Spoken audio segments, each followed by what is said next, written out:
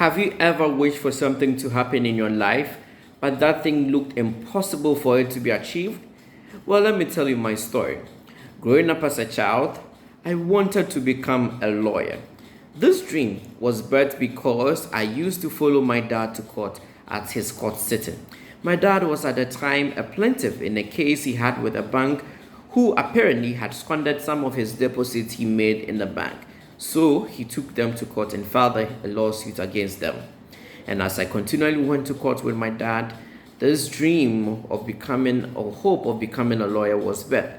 As I saw the lawyers and judges going about their duties, it ignited that passion to become a lawyer.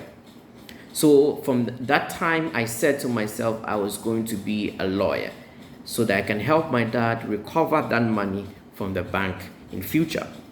So I started working towards it.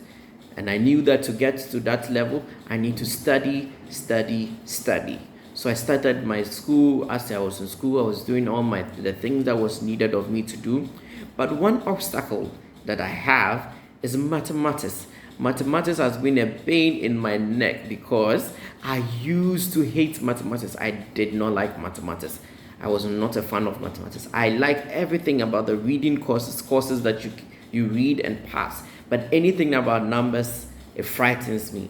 So I got a fail in my West African Examination Council. I failed in mathematics. Failed not in the sense that I got an F, but in the West African Examination Council certificate, you are supposed to get at least a C.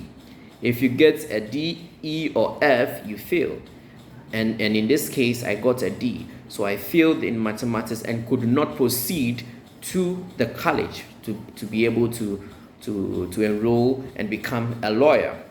So that was my obstacle, mathematics. And I said to myself that there was no way I was going to become a lawyer, because there was no way I was going to pass this exam, because I sat for the mathematics again, I failed. I sat for the second time, I failed. God being so lucky, I got an opportunity to go to college, a college that allowed you to study whilst you resit the papers and bring it when you're done. So I did that, and I went to school for 4 years, and still I sat for the exam and I was failing. And in my mind, that no, there's no way I was going to pass the exam.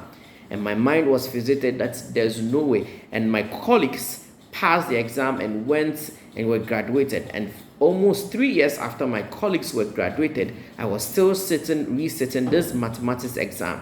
And my mindset was that no, I was never going to pass this exam, and that means I was never going to realize my dream to become a lawyer.